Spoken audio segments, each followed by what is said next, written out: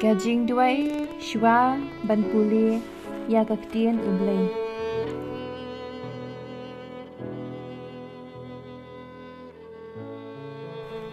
Kublay ba isen ay tu pensle yanga da umensiem bakut jangmi. Kadba ngadang puli ya kaktien ka jangmi. Ay bangan yos ngau ya kasur jangmi. Kapapasyaw ha kamensiem janga. Ay yanga kajing start ban so thu ya kakubor bami ay yanga. Ay bagaktien ka jangmi kalong kajing kemen ya kadanut janga.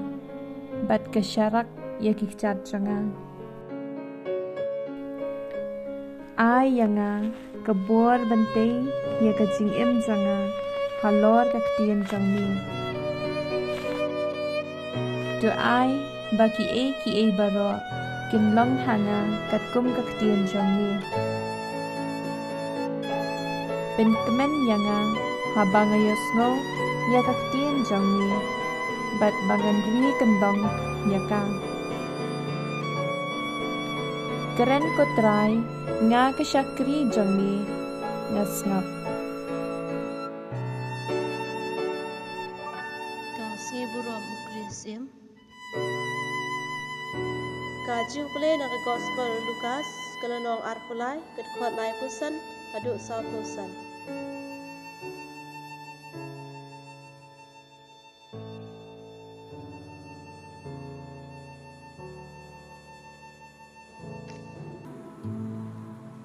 Pai ba kilasyu yayeng pekai katba kino sensar kir khiben ya u. Ula pen im ye kuwai pat ton pen im ye lade lada long ume saya. Ubala jit jong ublay. Kisipai ro kilayar khiben ya u.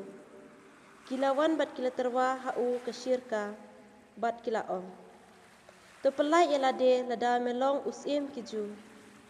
Labu kajinto haneng jo u. Une ulong usim kiju. Uwai pat na kidakai ubalas din hangta ula tim ben u. Omdei mame ume saya.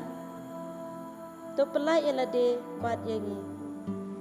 Uta uwai pat udakai ulamai ya u uong. Memting ya oblay. Ngilong hapo kaju kecing penrem. Ni sisya da kebahok namar ngilayo kumba dawa kejingle jungi. Hendrai une syem le sniu ai. Te ula om. Token mau yanga ko Jisu. Anda melapoi hala kehima. Ujisu ula ong hau. Ya ong yapi benta kesngi pindon ringkat bat nga ha paradise. Ka kubor bapha jong try.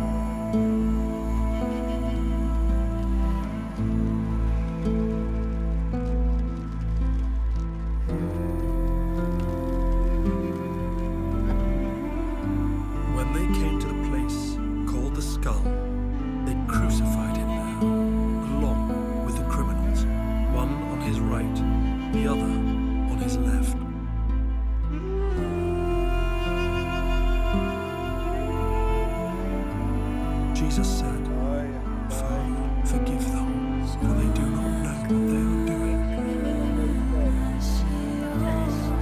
And they divided divided up his clothes by casting lots. The people stood watching, and the rulers even sneered at him. They said, "He saved others, let him save himself, if he is God's Messiah, the chosen ones."